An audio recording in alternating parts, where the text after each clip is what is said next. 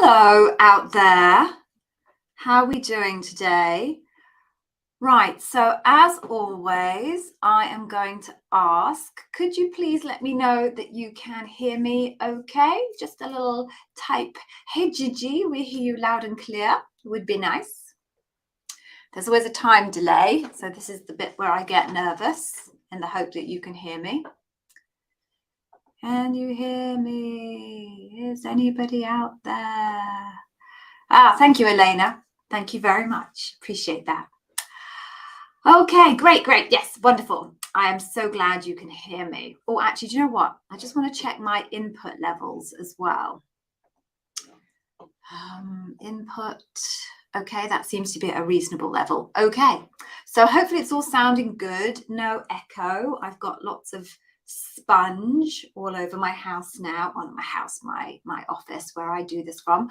Right, so first of all, apologies for joining you today looking like I don't know if I look like a bear or like I'm wearing like a rug, but I'm freezing. I am so cold. And actually the light's quite white. Let me just turn that down. Okay. There we go. I'm so cold here in the UK, and luckily the light's quite white, because otherwise you would see I have like this bright red shiny nose. It is not a good look. Not a good look at all. Okay, so why don't I do my intro and then we can get going.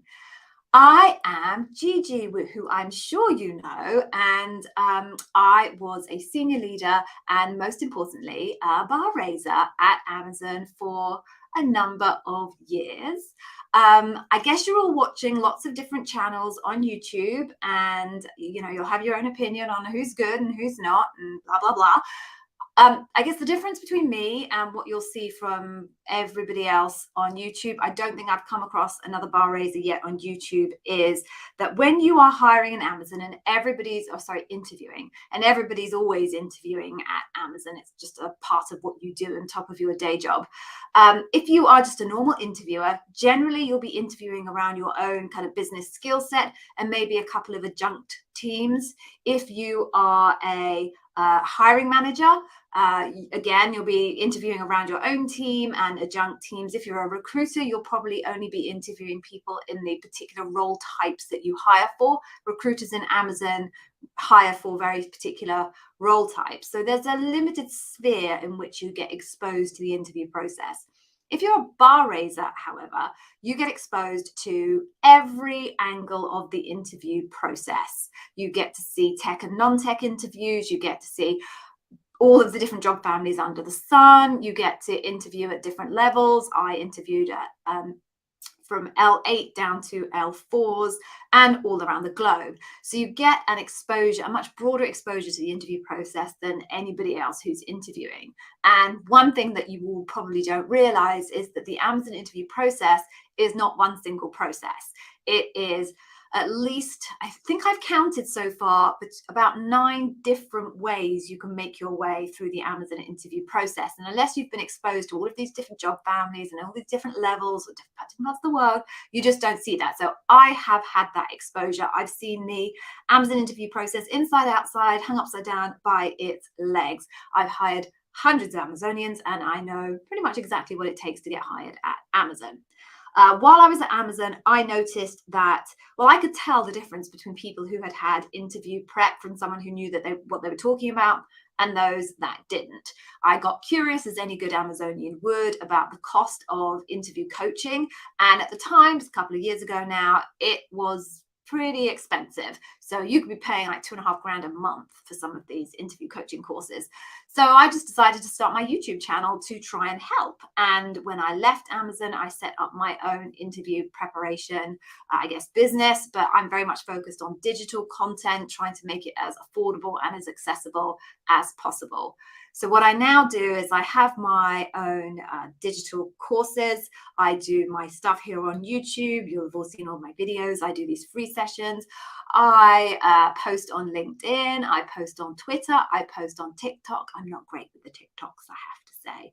And this is part of that kind of experience. I just want to see if I can help as many people as is reasonably possible. So with all of that said, Alejandro, do you know what? Sorry, everybody. I've just spotted Alejandro here, who I did a mock interview with.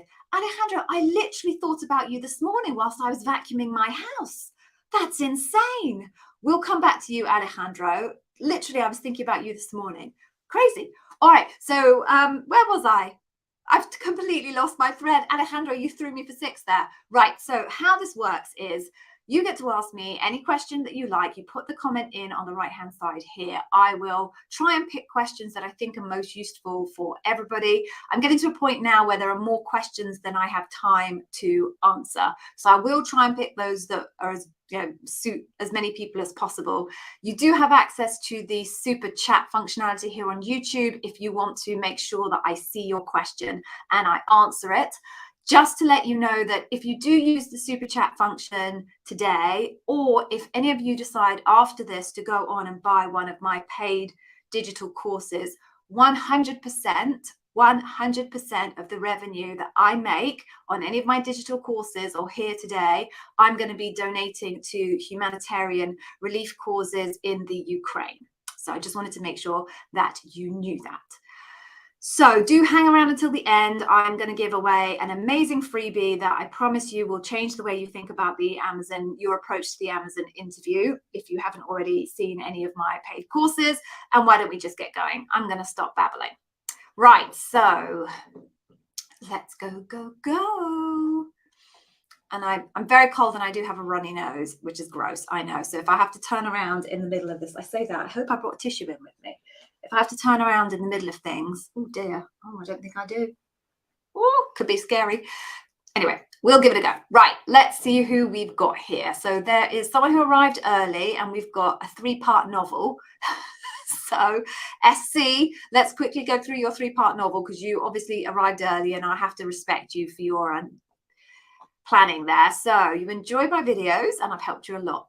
You've got to the final loop. Excellent. Next one. A recruiter called you after the loop and said that the panel really enjoyed interviewing, but they believe you're a strong fit. Okay, I can see where this is going. One of the interview panel, the bar raiser, liked your profile and his team is hiring a very similar position. The team believes that you'd be more suitable for that role. Oh, okay. Yeah.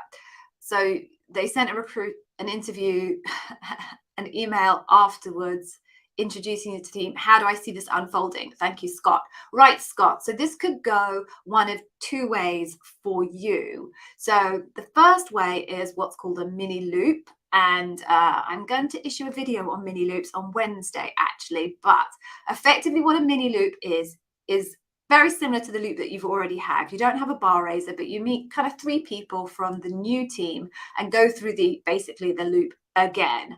And then at the end of that, they take a view as to whether they are interested in hiring you or not. The other route, and I suspect this other route is the more likely route for you, because the bar raiser is the person who has been on your panel and is the hiring kind of authority, or at least around the hiring authority for this new role. I suspect what you might actually have is just a green light meeting where you literally just meet the new hiring manager for the next role. And based on that interview conversation, they then make a decision as to whether they're interested in hiring you or not. So as I say, those are the 2 pathways. If you put a gun to my head and said which one is most likely, I think probably a green light, but purely because the bar raiser is part of the team who is hiring for this other role that you're looking to. So fingers crossed for you. And please do come back, Scott, and let us know how you get on. Okay, moving on then. Scrolling. Okay.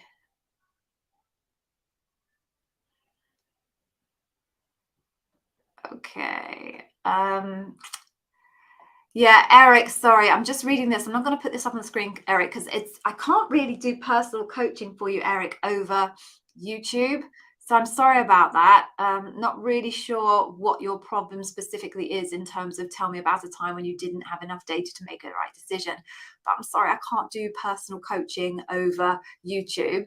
If you are a masterclass, one of my Academy members, Eric, pop your question into the Discord community that everyone who is part of my Academy gets access to. If you haven't signed up to Discord, you can find the links to how you do that on page 2 of any of your support sheets for the masterclasses other than customer obsession.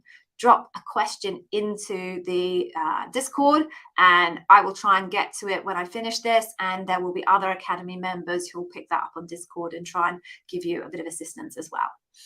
Okay, so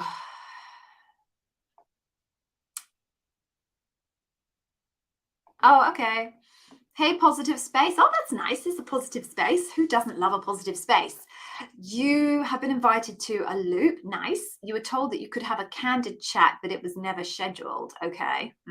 That's not fair.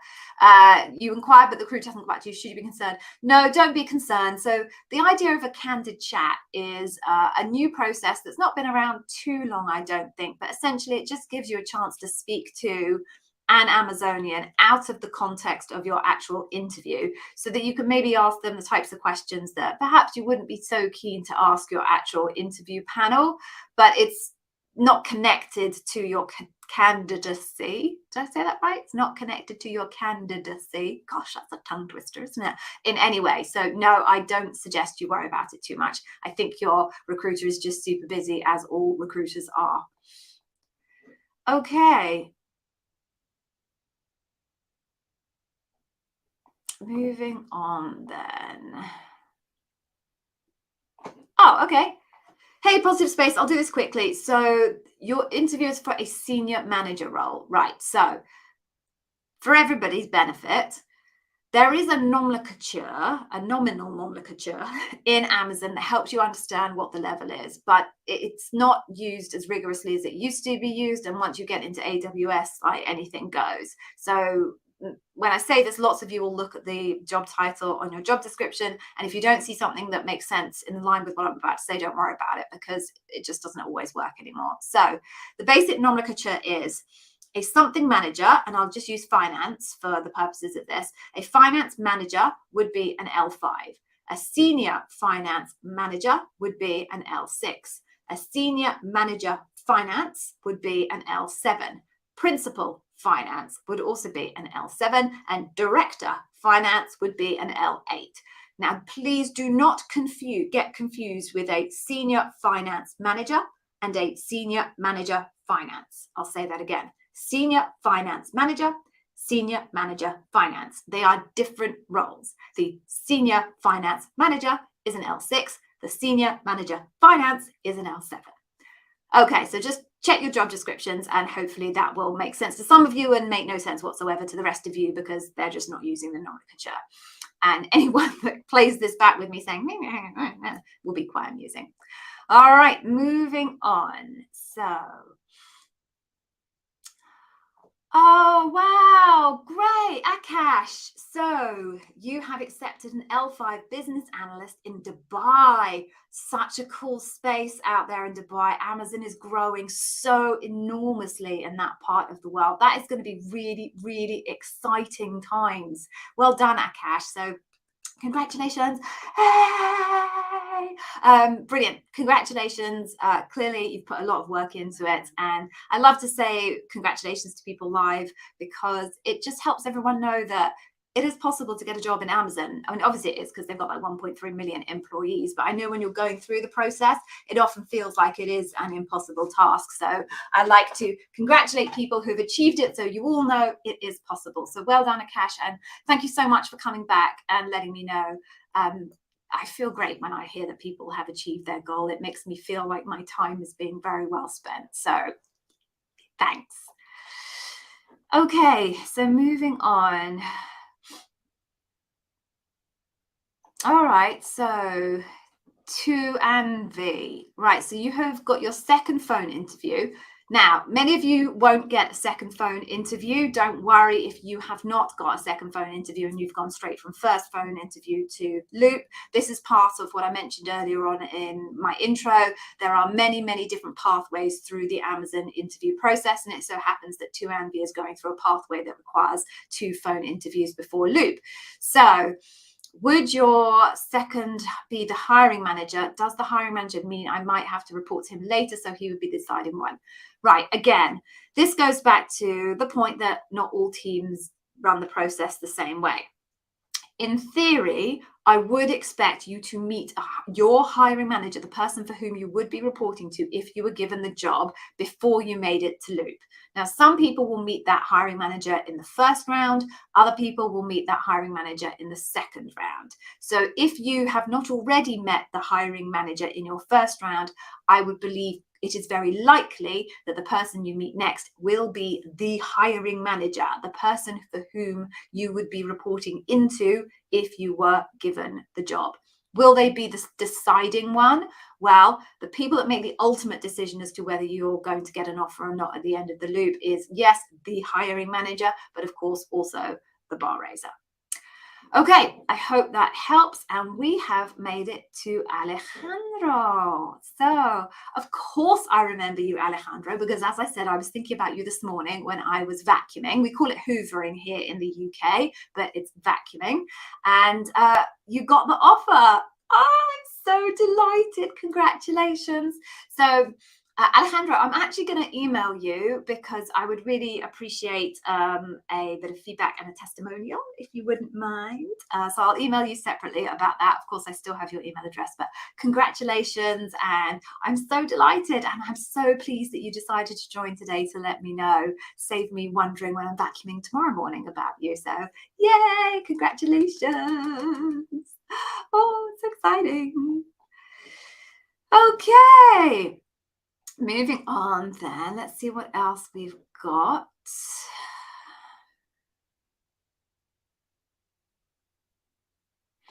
Okay, AJ Pro Gamer. So you did your interview with the panel on Friday and they'll be back in 5 working days. So should you expect a response by Friday? In theory, yes, but very few people actually get their response within the SLA these days. The team are just so, the team broadly, everywhere in the globe basically, are so busy. The majority of people don't get it within bang on the 5-day SLA. So if it runs over into the following week, don't panic. It doesn't necessarily mean that you definitely are not getting hired.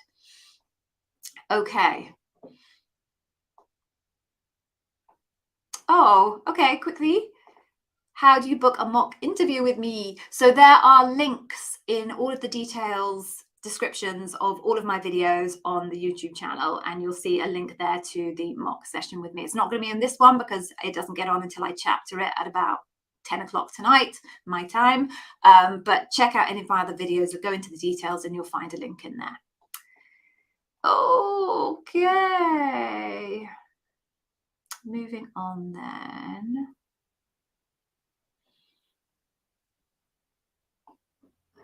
Okay. Elena, how can you prepare for the first interview and what can you expect? Please go and check out my channel. I did a video which last week went live Wednesday last week, dedicated to the first interview. So please go check that out. That has all of the answers you are looking for there.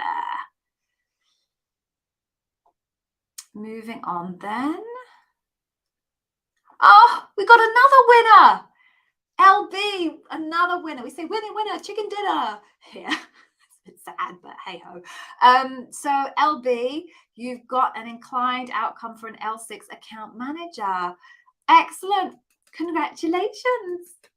Everybody, please congratulate LB. Fingers crossed it will all be you one day. Okay. Let's have a look what else we've got.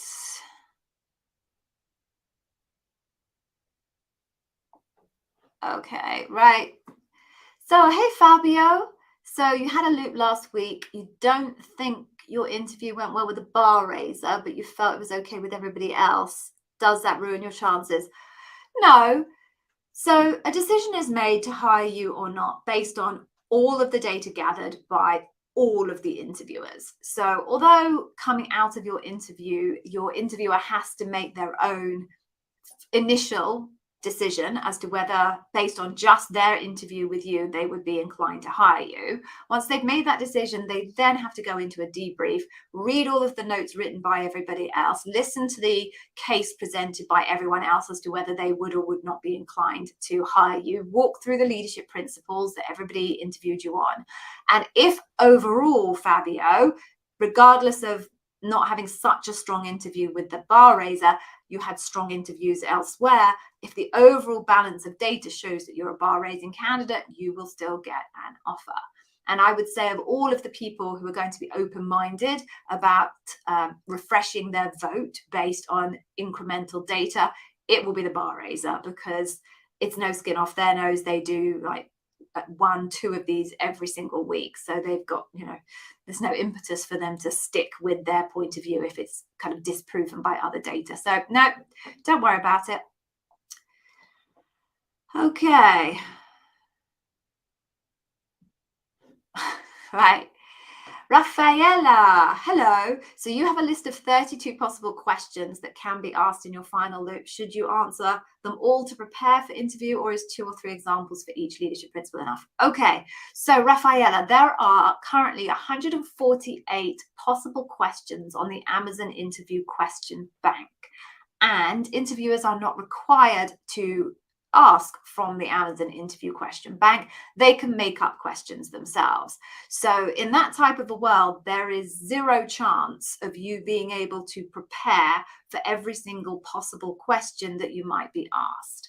And therefore, your only feasible strategy is to come up with 2, minimum 3 examples per leadership principle, and then take the 36 questions that you've found in the various places on the internet. I also have a whole set on my website, which is the amazoninterviewwiz.com, and practice how would you adapt and reshape the 2 to 3 examples that you have created in response if somebody asked you one of those other 36, 148, infinite number of variables type questions. That is the only reasonable and feasible approach to take in preparing for Amazon interview. Okay.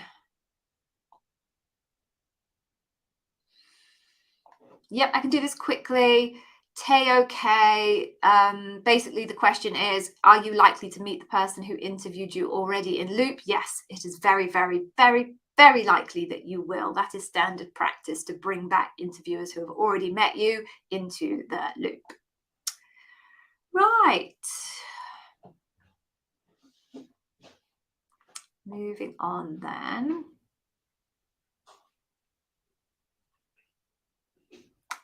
Today is a rocking day. Tracy Fleming. Yay, how you doing, Tracy? You are absolutely welcome. Congratulations, Tracy. So exciting. Everyone, please congratulate Tracy. Everybody's appearing today. Appreciate you coming on, Tracy, and letting me know here. I'm very grateful. You know I am. Congrats. Okay, moving on. Okay.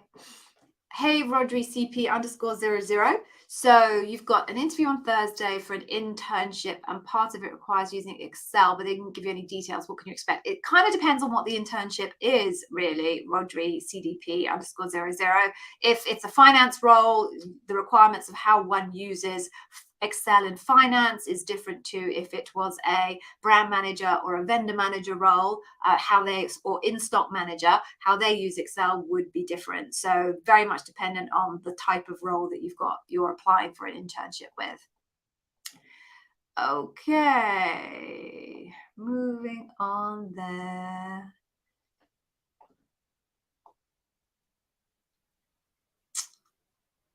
Oh my goodness. I mean, we're on fire today. We have Rajesh.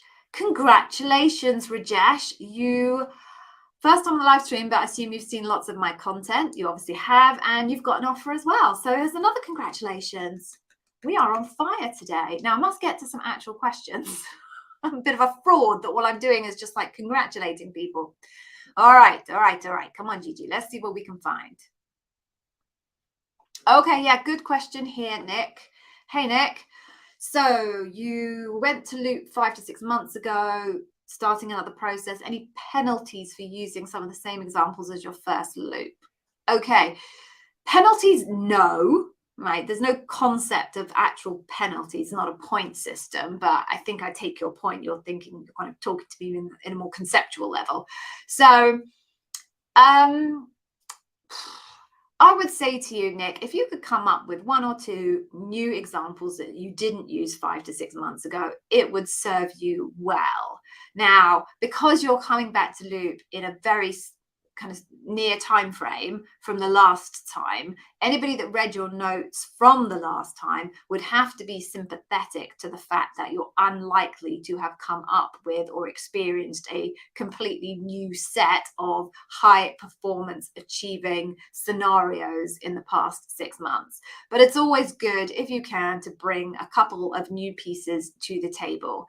Now, that doesn't even mean to say actually that the people who are interviewing this time will even read your notes from the last time. It is good practice. If I was your bar raiser and I saw that you had interviewed relatively recently ago, I would go and review your notes, but that doesn't mean to say that everybody would. So my advice, if you can come up with a couple of new ones, then that would probably serve you well. Good luck.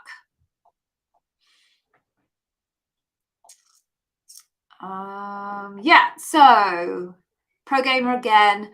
If you get an offer, is salary up for negotiation? The reason why I brought this up, because yes, I've answered a couple for Pro Gamer already, but I think this is going to be valuable for everybody.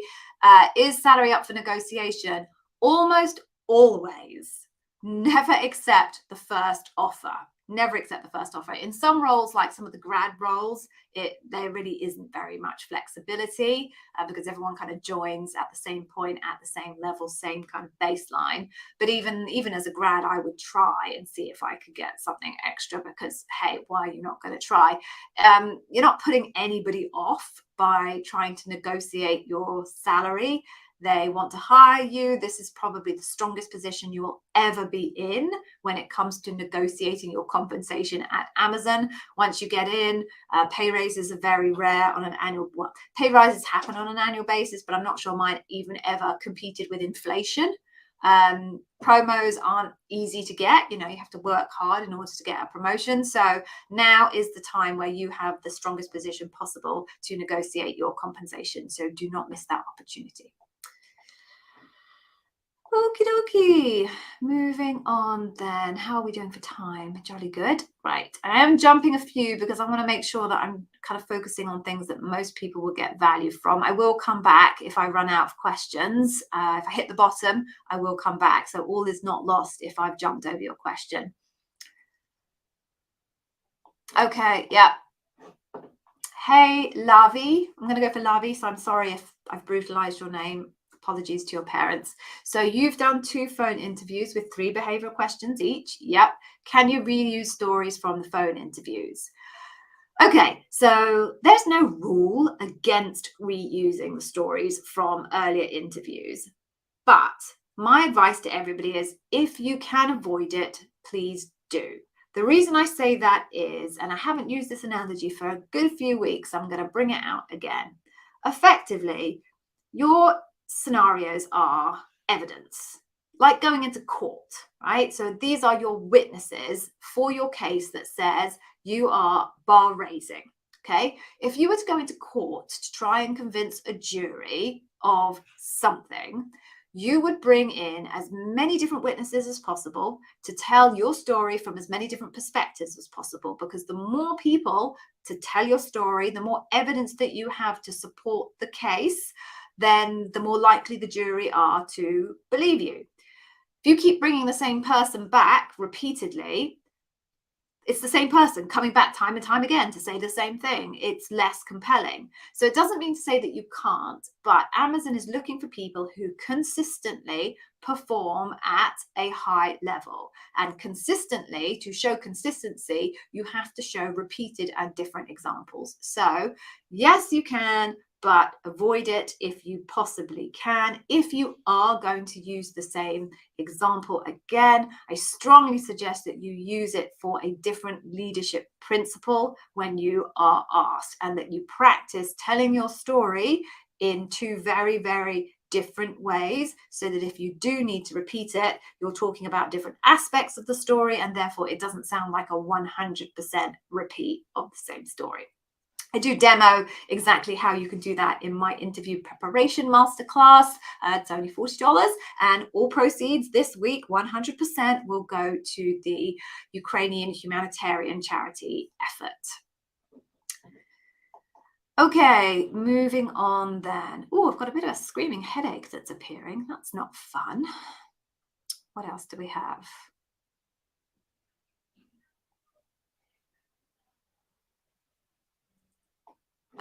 Okay, Michael. Hello. Oh, it's a sweet picture. So you're interviewing for a cloud support associate. It's 2 hours long with 2 Amazonians, 1 hour each. Would it be the hiring manager and the other a bar raiser?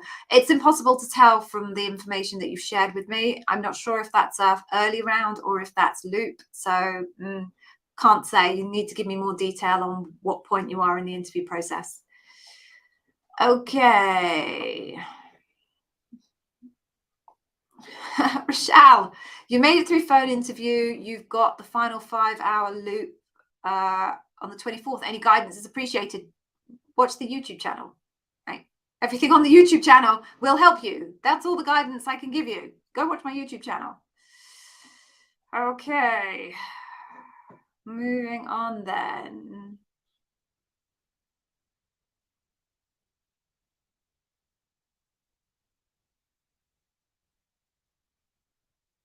Okay, so Myra, I'm just going to quickly congratulate you. Well done. You have got an offer. You do go on to ask me later what the salary expectations for an L5 in the UK, Germany, and Luxembourg are.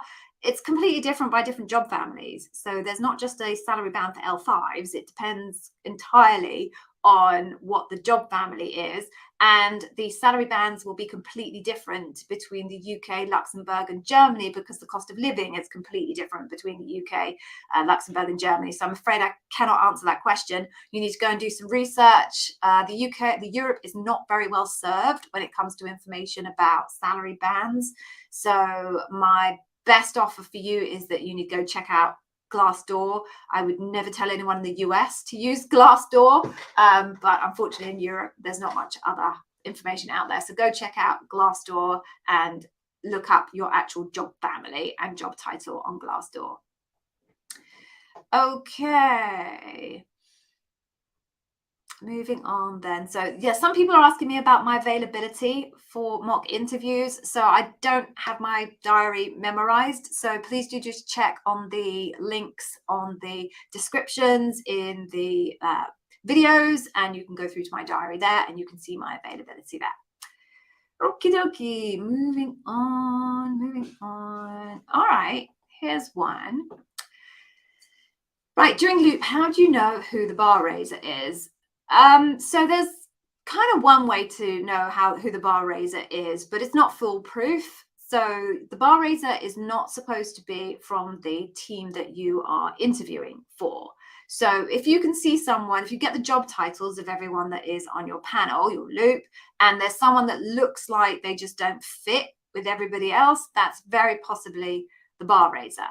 However, that doesn't work sometimes, because where there are teams where there are job titles that are very generic. So for example, software development manager, you can be a software development manager in Alexa, Prime Video, Audible, recruiting engineering, blah, blah, blah.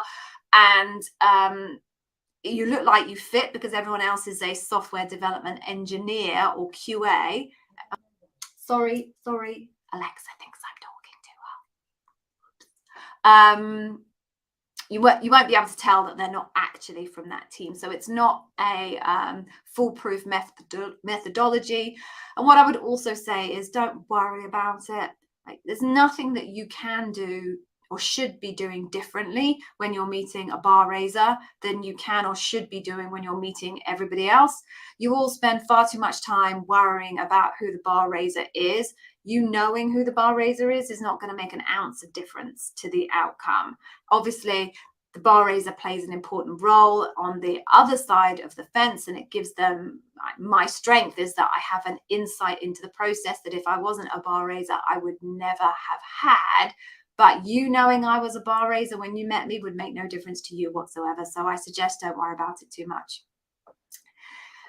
Okie dokie.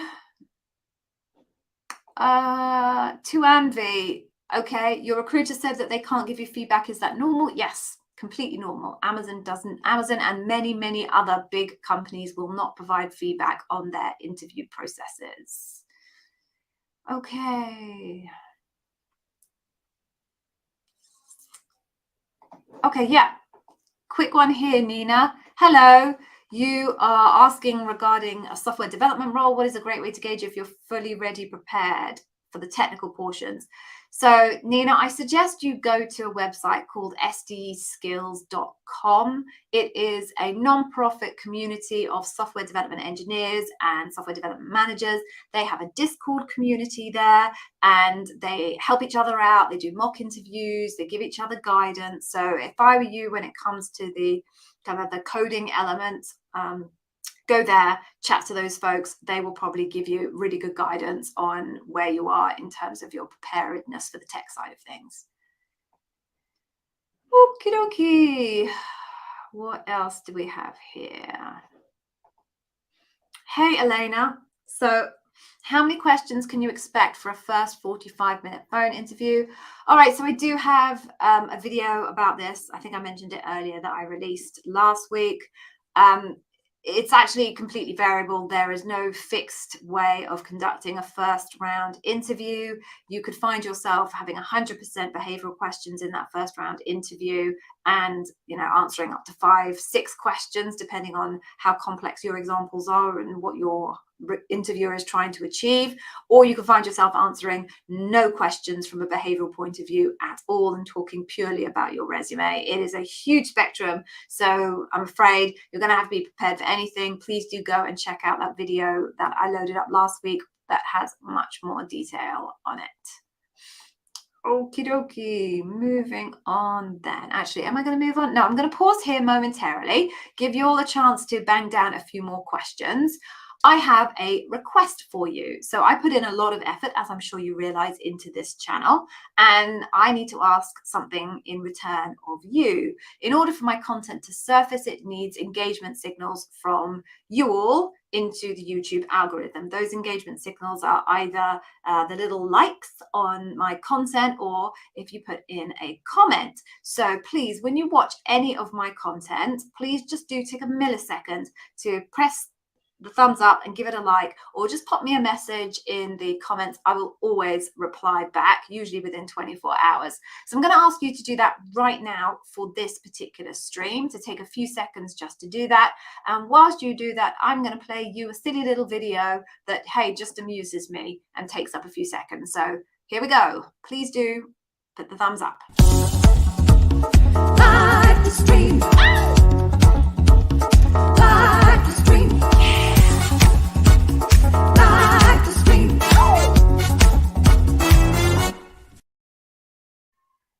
There we go. Silly little video. Only from the British. Sorry, it amuses me. Right. Okay. So hopefully you have given me the thumbs up. Anybody that has, thank you very much. I'm very grateful. Anybody that hasn't, go. Leave now. Just leave now if you're not going to help. I'm joking. You can stay, but please. All right. Okie dokie. Let's move on and see what other questions we have. Okay, right, Mr. Galloway. I think I had a teacher called Mr. Galloway. It was a long time ago, when the dinosaurs roamed the earth, so maybe that was somebody else. Anyway, Mr. Galloway, I'm afraid there is not a it usually takes to get an interview appointment. Again, I keep saying this, the process is so varied. And of course, one of the key variables is your recruiter and how busy they are. And not only how busy they are, but how long it takes them to get together everybody that needs to get together in order to have your final panel. So I'm afraid there is no single timeline that I can tell you is the SLA. There is no SLA for that. Okay. All right. Oh, you're also obsessed with the BR. Come on. You don't need to be. So you've got a list of 5 people. P. Rodriguez. 3 regional managers, 1 operations manager, and an HRBP. Would the BR be listed on the email? No, the recruiter is not going to tell you who the BR is. Is the final person on the loop the BR? No.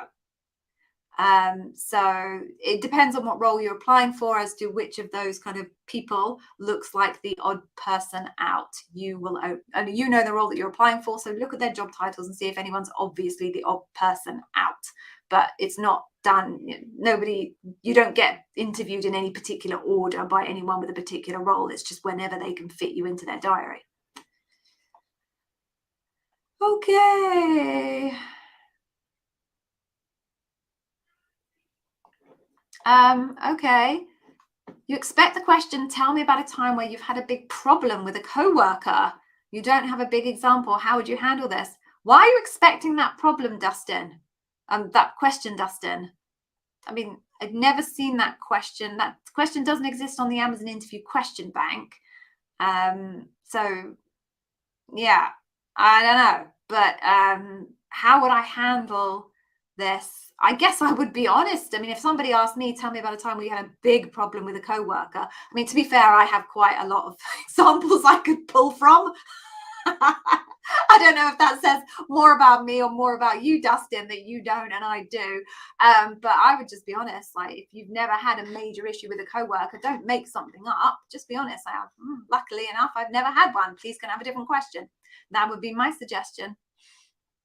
Okay. Yeah, Sammy. All right. There is strawberry. So you had a not inclined recycle. Oh, I'm sorry that it was a not inclined, but at least it's a recycle. It could be worse after an L7, big loops, right? L7s are big, big roles. So please don't feel too bad. An L7 not inclined recycle is still quite an achievement, to be honest with you.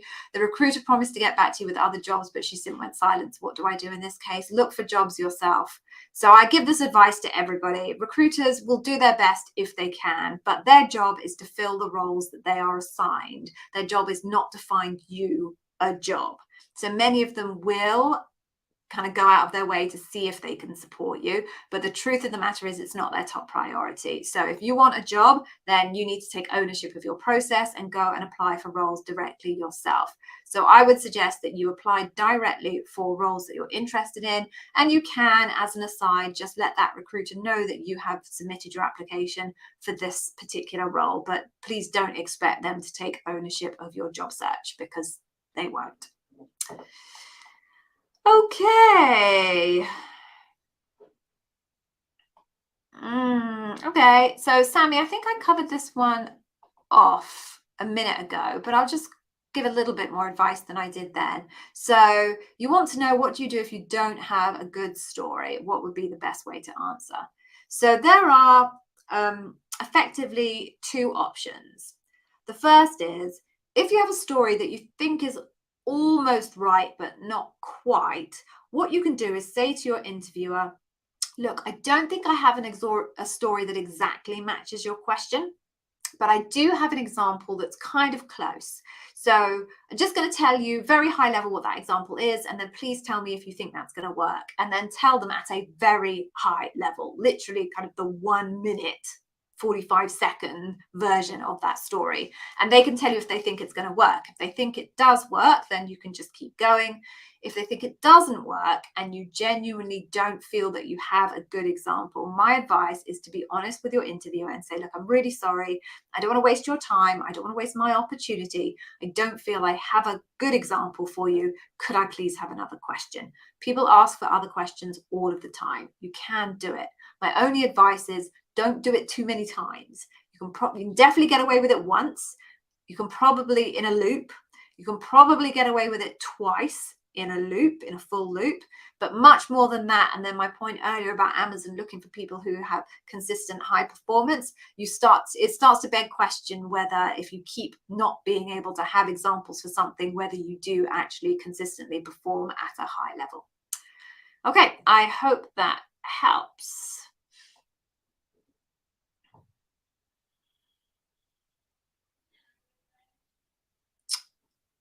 Okay. Oh, Dustin, all right. Yeah, I haven't covered this ground for a while, so I'll do this for you. So what are the steps for evaluating someone during loop? All right. So for each leadership principle, Amazon has a very, very clearly documented set of definitions of what good looks like. Your interviewer will score you on a 5-point scale. Some strength, mixed, some concern. And what they'll do is through the course of your interview, as you're talking to them and they're documenting your behaviors, when they leave that interview, they'll then cross-reference either in their mind because they know it so well or using the defined literature, the behaviors that you demonstrate in your example to the behaviors that Amazon has documented looks good against the leadership principles overall. Based on that kind of cross-reference between what you've shared and how that calibrates against what good looks like in the documentation, they will take a view as to whether where you were on these 5-point scale for each of the leadership principles that they're testing you on. They may pick up some data from other leadership principles that they weren't supposed to test you on, but they want to capture them anyway. Based on what they then see, they'll then take a view as to whether they are inclined to hire you or not to inclined to hire you based on just their interview.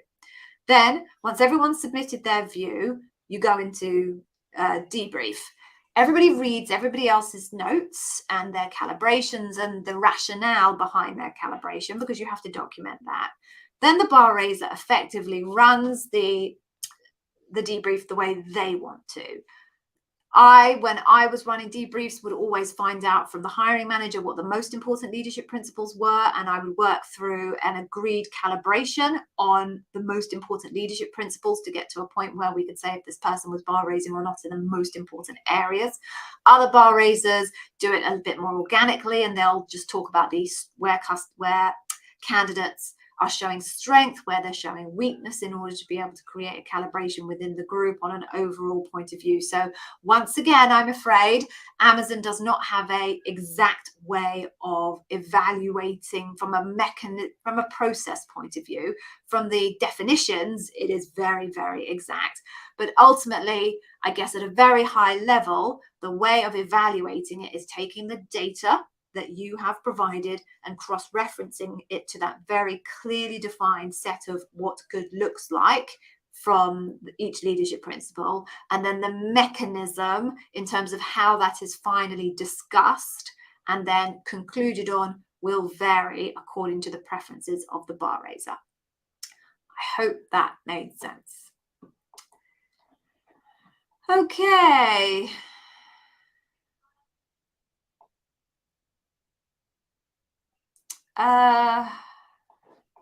Ramat. Okay, so I think you asked me this question on YouTube, haven't you? You dropped a comment into YouTube and I just haven't had a chance to reply to it. So tech does not translate to just coding in Amazon. Tech is anyone who is in a kind of technical job family. So it could be coders, it could be solutions architects, it could be hardware developers, it could be QAers, it could be systems engineers, the building engineers. It's anybody that's working in a technology space, not coding. So it's much broader than just coding. I hope that helps. Okay, how are we doing with time? We've got another 10 minutes, so I'm going to keep going.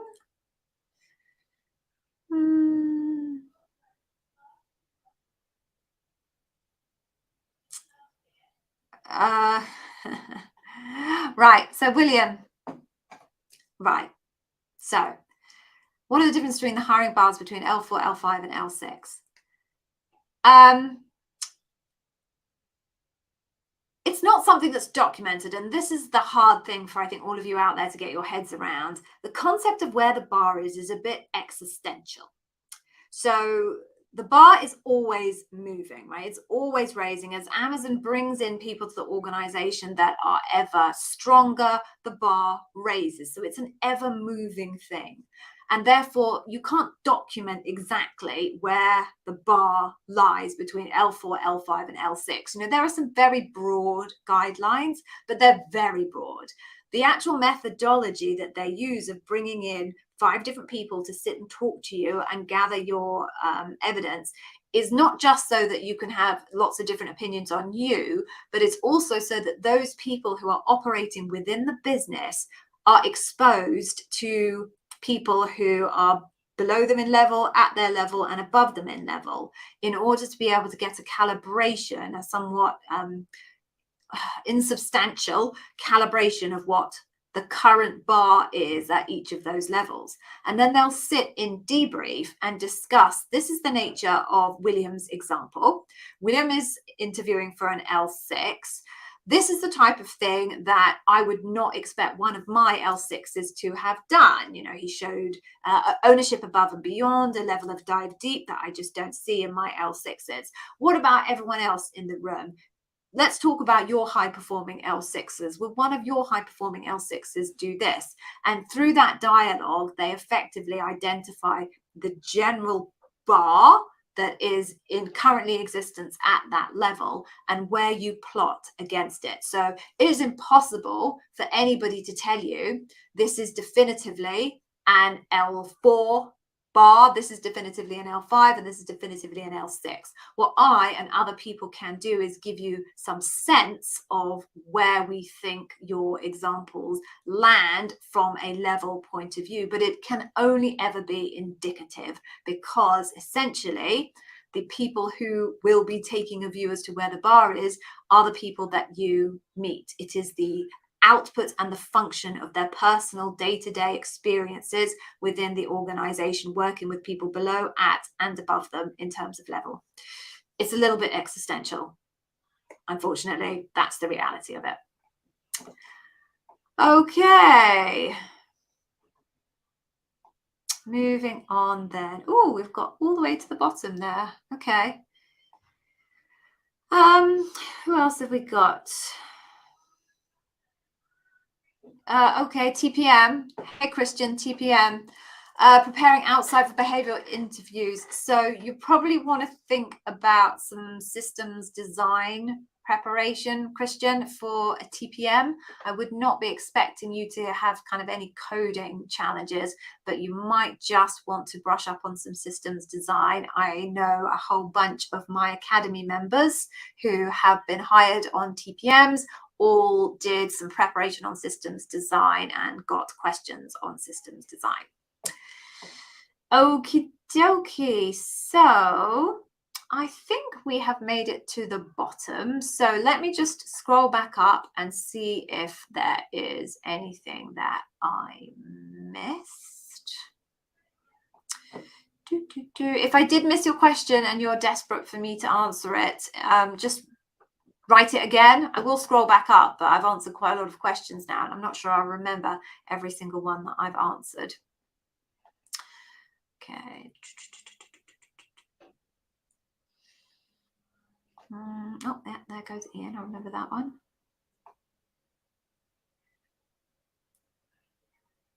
Oh, okay. I'll do this one. Hey, King Vegeta. So is it possible to transfer to another country? You live in the US? Yes. So one of the glorious things about working at Amazon is once you're inside, it is actually relatively easy to move to different parts of the globe for work. So obviously visas and things like that still have to be organized, but once you're an Amazonian, they are much more willing to put the effort in to sponsor you and organize visas, etc., etc. So and you're in the US. So I live in the US is a bit different to being a US citizen, I suppose. But yes, someone that worked for me has worked in London, then he went to Japan. Oh, he's British, so he's London, went to Japan, and now he's gone to Seattle to work. So yes, many people hop the globe. It's exciting. Okay, let's move down back to the bottom. Okay.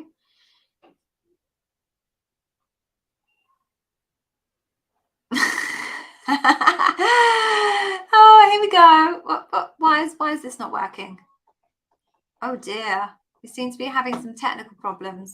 What is going on here? Don't tell me my mouse is dying. Oy, oy, oy. Oy vey, as my granny would say. Right, hang on, King, I'm going to try and get rid of you. Right, I can't get rid of you. My mouse is not sending signals. Well, that must be because I can move it. So hang on. Right, hang on a second, people. I'm going to have to do a quick bit of mouse surgery. Hang on.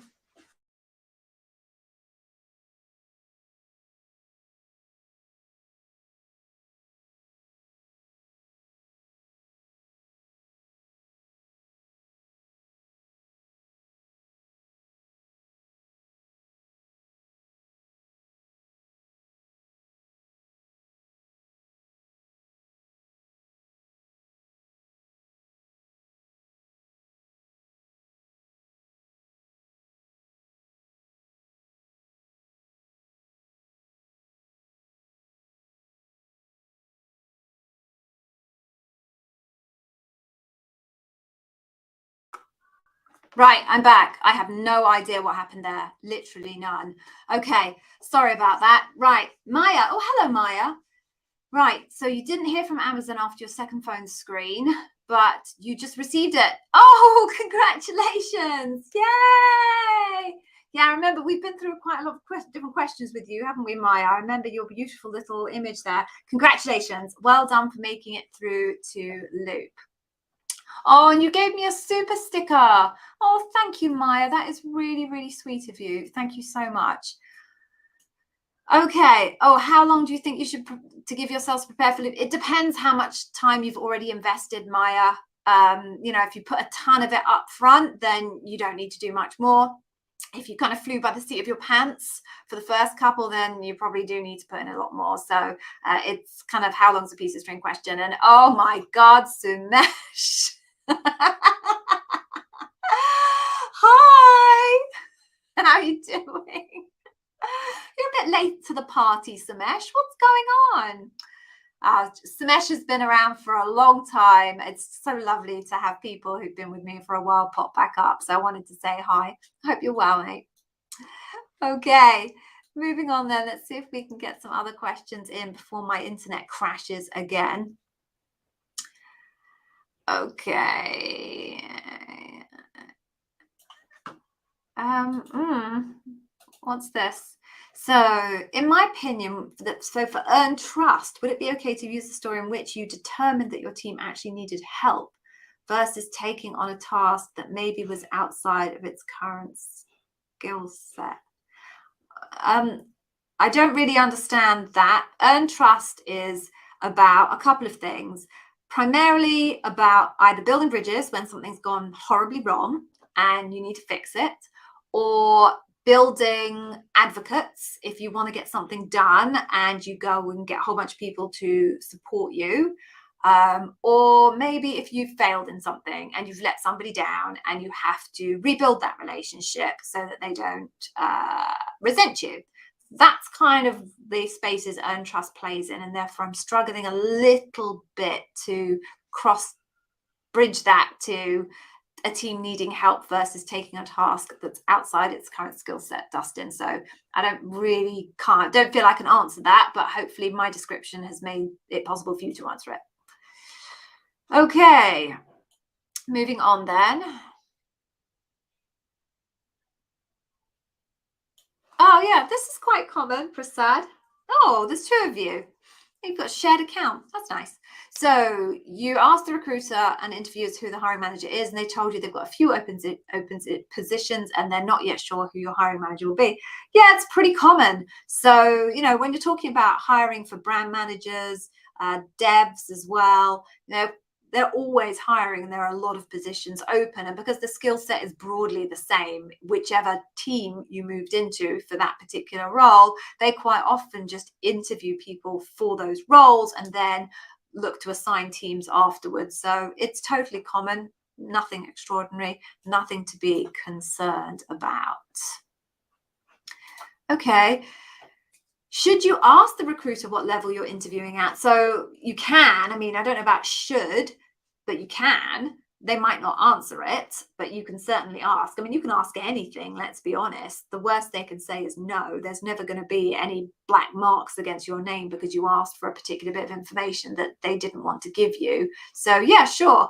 I don't know what difference it's going to make to you really to know what level it is, because you won't find anything on the web that particularly calls out LX salary band from X to Y. It'll be a job title salary band to X to Y that you find on the web. But if you want to find out what the level is, you can ask. Yeah, Nick, I agree in terms of groking for the systems design prep. That was for Christian. Yeah, I agree. That's what my candidates use.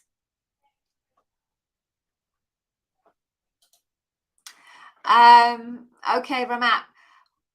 Right. There's a product manager tech, and then there's technical program managers.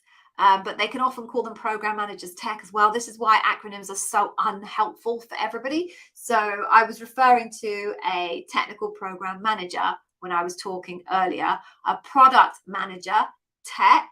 I still don't think you'd have coding requirements because you'll be working with devs who have the coding capabilities. But yeah, that's why acronyms are such a pain.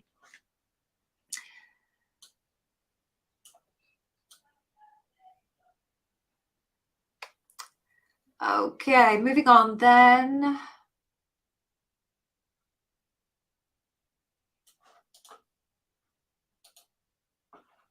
Okay, so the recruiter told you that candidates are not compared to each other. Absolutely correct. They're measured against what I described earlier, which is what good looks like against the leadership principles. So hopefully you picked that up, which could result in multiple inclined, but for other roles, is this accurate? It is accurate, but not for the reasons described by the recruiter per se. I suppose, yes. So what can happen is the panel can meet you. They can see that you are bar raising overall, i.e., on balance, you demonstrate strength in a very large number of leadership principles, but you might not have the right technical skills and capabilities for that particular role. So what they can do is they can say, in principle, we would be inclined to hire you as an Amazonian, but it would need to be for a different type of role. Sometimes they're very clear on what that role would be, and sometimes they have no idea what that role would be. So if they're very clear what that role would be, sometimes your recruiter can go out and hunt and find one of those other roles for you, and then you go through either a mini loop or a green light meeting, which I talked about earlier on in the session. If you weren't here, you're going to have to go back to the beginning when I chapter it to find out what I mean by mini loops and green lights. If they don't really have any idea whatsoever, you may just find yourself having to go through a whole new loop process end to end, and the inclined itself doesn't necessarily mean anything. The truth is, unless you've got an actual job offer, an inclined outcome is irrelevant. It has to be inclined for a particular role, or you don't have a job. Yeah, don't have a job until you have a job, if that makes sense. So yes, as described by your recruiter, that is entirely possible. Okay, let's move on now. What time is it? Oh, we're over time. All right, let me just let me see what other questions I've got, because we're running a little bit over time here.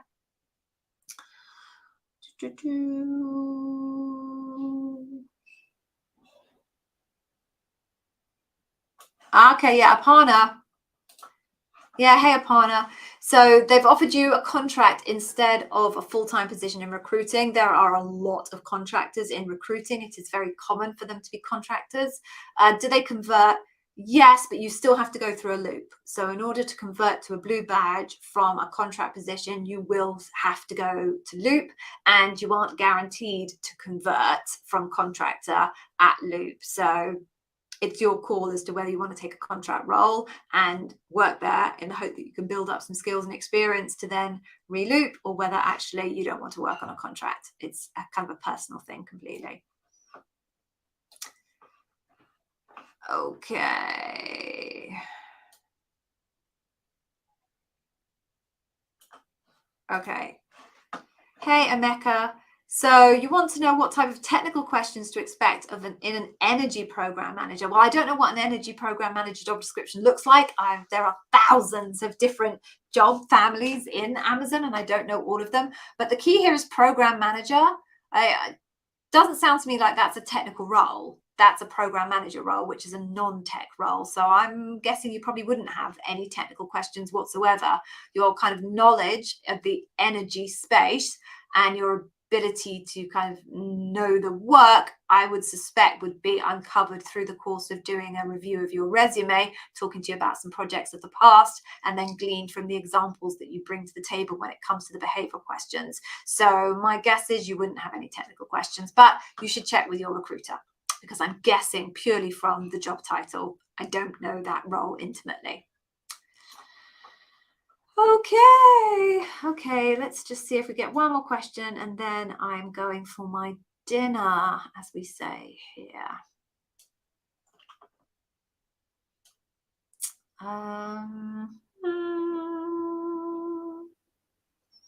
Sorry, I'm trying to find one more question.